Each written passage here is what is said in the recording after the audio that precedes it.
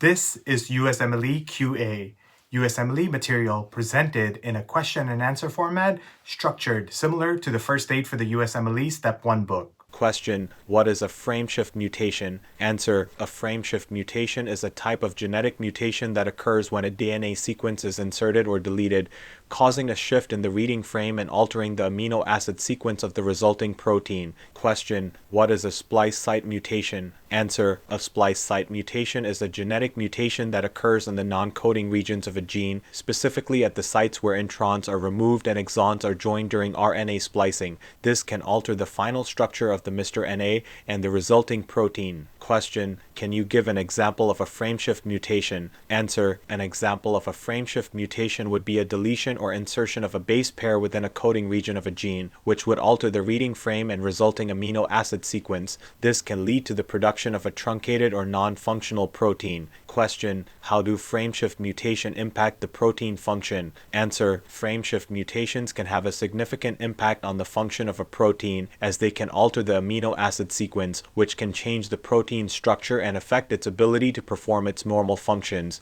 They can also lead to the production of a truncated or non-functional protein. Question: can you give an example of a splice site mutation? Answer: an example of a splice site mutation would be a change in a base pair within the intron-exon boundary of a gene. This can alter the recognition of the splice site, leading to the inclusion or exclusion of exons in the final mRNA, and can alter the structure and function of the resulting protein. Question: how do splice site mutation impact the protein function? Answer: splice site mutations can have a significant impact on the function of a protein, as they can alter the structure of the mRNA, which can affect the final structure and function of the resulting protein. They can lead to the inclusion or exclusion of exons, which can change the amino acid sequence, altering the protein structure and function. Question: are frameshift mutations more severe than point mutations? Answer: frameshift mutations are considered to be more severe than point mutations because they alter the reading frame and amino acid sequence of the resulting protein, which can lead to the production of a truncated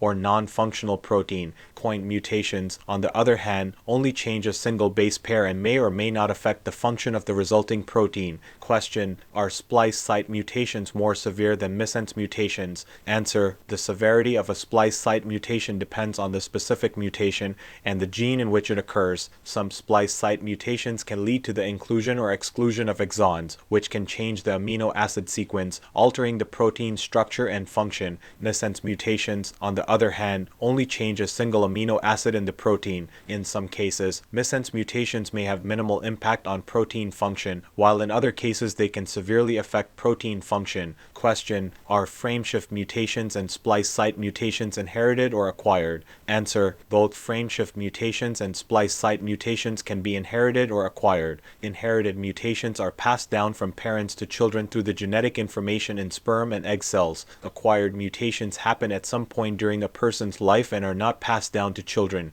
They can happen spontaneously or as a result of exposure to certain environmental factors such as UV radiation, chemicals, or viruses. Thank you for watching our Q&A format video. We hope this helped you learn, review, and retain knowledge needed for the USMLEs.